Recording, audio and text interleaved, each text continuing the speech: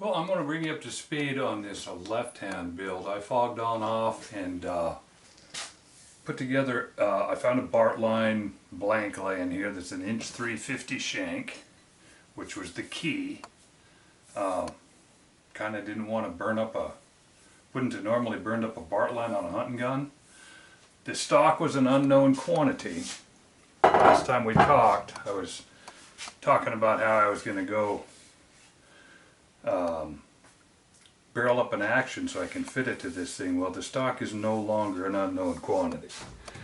I started digging into it, not digging into it, I started to work on it. I had mentioned that the pillars, I installed pillars because there was really rock hard fiberglass at the pillars, but that I didn't know whose stock it was. The problem was, before I could really fit it well, I wanted to find a barrel that accomplished two things. Number one, I'm going to put this chassis in it to stiffen it up, which means I want to move the balance point further ahead so I can miss the scrotum when I'm carrying this thing around. If somebody starts to come out with short magazines, like 2-round magazines, so that I don't have to make them from scratch, maybe we can go another way with it. But at this point, we have a situation where I'm going with this route here. The magazine's going to hang down, so I'm going to move the balance point out.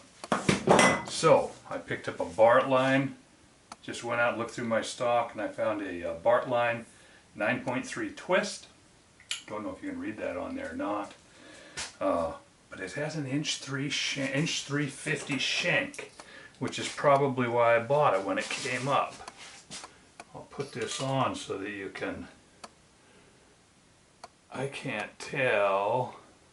I'm looking at the monitor, that's why I'm looking down and trying to get the light just right. But trust me, this is an 1.350" shank on this bad boy, and here's where that gets important. I'm going to give you a distant view here.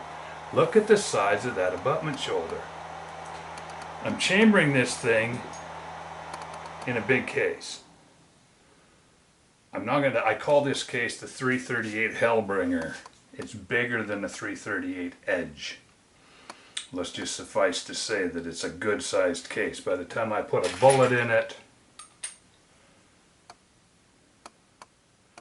it's, I mean, that bullet's not seated, of course. But the point is that even if I hide the bullet behind it a little bit, this is a big round. This is a serious juju. This thing is going to throw some, it's going to throw some power at this. Now, I'm going to pan down to this stock and show you my dilemma. I noticed it was all filled with red clay, and that made me wonder as to whose it was and what it was, and you know, all of those sorts of questions, because I know all the stock makers, and I found out what we have here. This is actually a stock from a company that I tried to buy 5 or 6 years ago.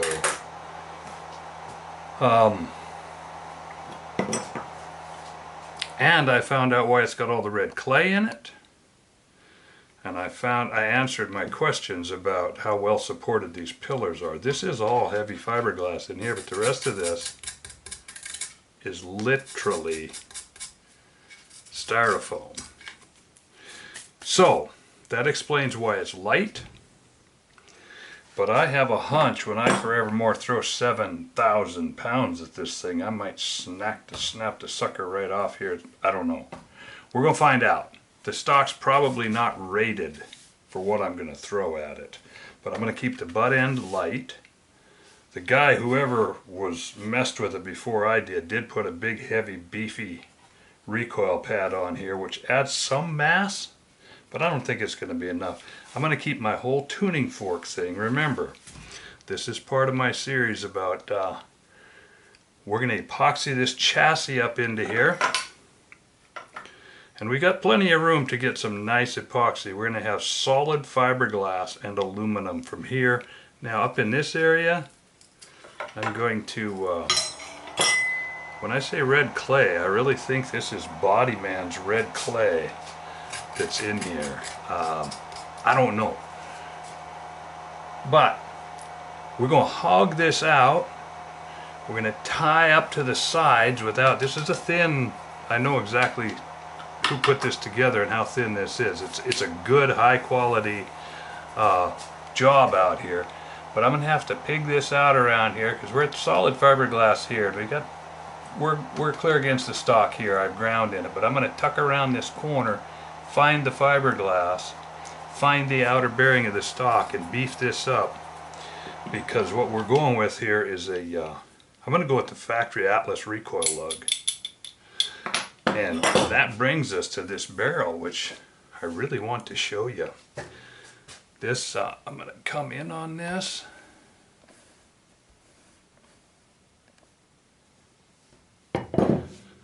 This is fairly important. This is some of the stuff, that big, I keep talking about that abutment shoulder. You're going to notice that that abutment shoulder on there is roughly the size of the action. Put the recoil lug on there. Looky that.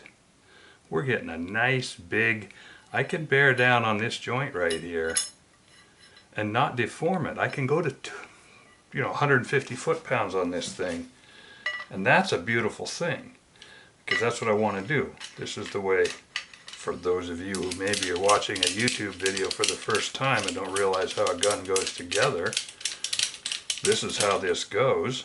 I've got to time it so that the recoil lug is down. And then this, of course, will fit into the stock assembly.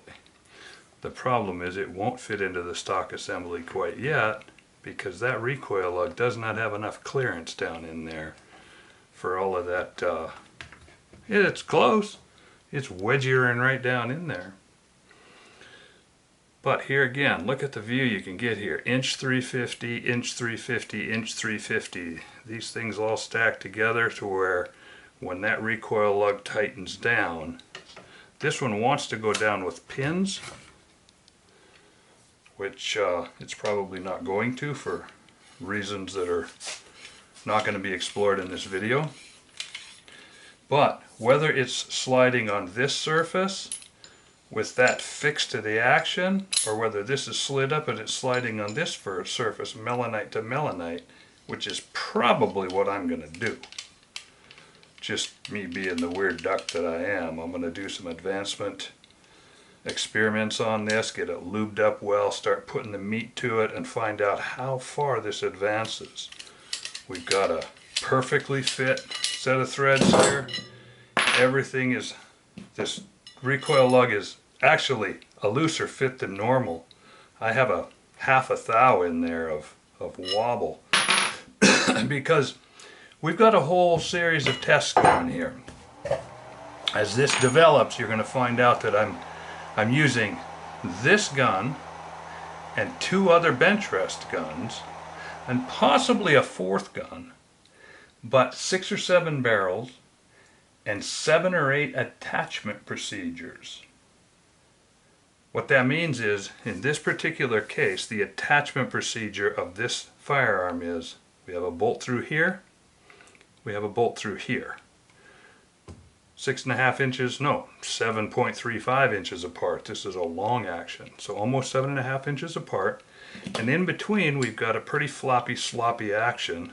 This little strap here doesn't offer much support, as you can see, when this goes in. So this action can flex. Not only that, it's very eccentric because we've got quite a bit of meat here, very little meat here. So this, when it tries to flex, is going to want to go wonky on us. So it's going to drag the stock with it. We're going to get this up in here, and we are going to epoxy it forevermore to the chassis of the stock itself. I've already done some exploratory drilling holes in here, and I feel that this rock hard epoxy goes all the way through this area. So now we'll be fastened down here, fastened down here. This area will be stiffened, so when that barrel pops, when it tries to rip up out of there, when that recoil impulse hits and this thing rocks up and rips back and pulls back and tries to break things, which incidentally oftentimes things do break, when that tries to happen, from here to here is going to be fairly stout. The tail back here might, I may well snap the pistol grip. This section from here on out, I'm going to probably have to sell it as a gun that cannot take a recoil. I mean, cannot take a bipod out here. Or, another place I'm going here, let me show you something. Show you what this red clay stuff is. I'm going to do a little more exploratory surgery. At one point here, when I said red clay, I might end up removing more of this, even all of it. See what that stuff is there? Not sure. I call it bodyman's clay. I think it comes from the automotive industry. But one of the things that I might choose to do in the interest of strengthening this forearm, depends on time and just how much I feel like it. But if I want to hang a pod up here and I want to strengthen this, I do have boatloads of carbon fiber. I might just strip all of this out of here and inlet and relay the whole inside of this with a carbon fiber mat that runs back clear into here. And that carbon fiber canoe effect of laying carbon fiber and epoxy, not a poly resin, but epoxy resin in here, I might line the inside of this with carbon fiber and epoxy resin. By the same token, I might just build it the way it is, go out and shoot it. If it starts to crack or separate, fix it then, because I'm not going to paint it for a while. I could do a carbon fiber overlay in here, turn around and suck down carbon fiber to fix if something cracks, and add a skin on the outside without materially affecting the lines. I mean, it'll affect the lines initially, but I'll use something similar to this clay to feather it in. I can make it look good. I can work off of this. There's a swell right here. I guess you can see it on that side. It swells out, and I could take that and blend it. Might have to bring the carbon fiber down. The point is, I could disappear it and I could fix this. A stock to me is like a piece of modeling clay. It's a thing that I start with, and it's kind of like working on a 4x4 truck. You buy a truck that you hope is stout, you take it out and use it, and break it. And when you fix it better. So that's what this is going to be. This is my first time with dealing with one of these stocks and putting a heavy duty rifle into it. They're not rated for a rifle with the power factor that this thing's going to produce. But I didn't know that. I've never seen this style. Never seen this particular, when I say style, I mean the cut of the stock. I recognize most people's patterns. I didn't recognize this one. So we've dug into it now. We brought ourselves up to speed. I just wanted to stop and show you my plan, show you this beautiful abutment surface on this inch 350 barrel. Look at that bad dog. We've got some, this joint's going to hold together just fine. We're going to be able to exert the pressures necessary for this humongous big cartridge. And I'm going to go ahead and stick with the small recoil lug. I don't have a big reason not to. The recoil impulse backward and the bending and whatever is not that big a deal. These are good steel. I know it's hard to cut, so I've massacred a bunch of them and they don't cut on the lathe very well. So that brings us up to where we are at this point. I'm trying to work off of my motto that I have posted on the wall. The guy that learns how to do the work will always have a job. The guy that learns why will always be the boss. So if this is boring, turn away. Go do something else. Go play a video game. Because I feel like I want to support my rationales. I want to support the reasons that I do things. I want to find the issues, find the, I won't call them problems because they're not, they're just life. But I want to find the scenarios and get this out of the way for a minute. so we can, there was something I was going to show you here. Actually, I guess there's not. We were able to work over the top. I guess when I was coming up here, I wanted to make sure I could roll this out of the way so that I could get right in here and show you this. But we were able to work over the top of that, so I can put this right back. This is no problem. It's not really in the way. And I'll quit wasting your time now. Go get this. I'm not going to have you watch while I hog this out. I'm just going to reach in there with a Dremel. It's not even worth going and putting it on the mill. So because I'm going to use a Dremel and hand tools, I'm going to pick back, and I'm going to pick back on both sides, and I'm going to locate the outer shell, and I'm going to scratch that outer shell off, and I'm going to get this. The recoil lug does tend to bend as the recoil comes back. Of course, it exerts a forward force on that recoil lug and tries to bend it, tries to flex it. Especially if you're one of those people that was told by some idiot somewhere to put tape on the front and tape on the sides and tape all around the thing. I don't do that. I bed it right smack in, but that's neither here nor there. That contains it better. It makes the lug act better. Another thing that you can do is cut this lug off shorter and get rid of this long moment arm down here, and that'll get. But again, this little light stock is not going to offer enough resistance. That's going to be one of the things that we're testing. I've got some platforms that I've modified so that they're going to be flexy, and I'm going to be able to bolt them into a light bench rest stock and then bolt them into a heavy 15-pound competition stock. A heavy stock makes the whole system react differently, because when that barreled action tries to recoil backwards, it meets a massive resistance in the heavy stock. This stock is so light. This is, I'm going to guess, the way it sits right now, we're sitting at 18 to 20 ounces, and that's a big fat back end. It might be 22, I'll throw it on the scale, but it's not very heavy. It's almost bench rest light. And so taking this same gun, this same platform, and putting it into a heavy stock, it puts a lot more stress on this area here. In this case, as it starts to come back, the stock just follows it, just gets out of the way. This will be beefy, so it'll be its mass to support ratio is going to be relatively, the mass of the stock versus the ratio, the amount of support we have, is going to be working in our favor. Whereas on one of the other stocks I'm going to be working with, it's actually over here behind us. The stock itself weighs more, it weighs like 12 pounds. And it offers a lot of resistance.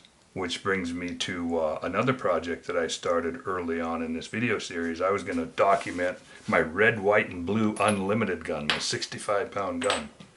Well, that fell apart when the gun just won't shoot. It's terrible. I've tried all kinds of stuff. Basically, I'm getting it to shoot now by lightening it up. And I've decided that the problem, the root of the problem, my avenue of pursuit right now is that the root of the problem is that the stock assembly, which weighs 50-some pounds, is so massive that it's not getting out of the way. When the barreled action tries to come back, it's throwing not vibrations at all. It's just that enormous inertial load here is causing the thing to hump up, and then boom, when it releases. It shoots light bullets fine. It shoots light bullets like little BIBs into one hole, just like it should, but I go up to heavier and heavier bullets and it starts just humping, I think.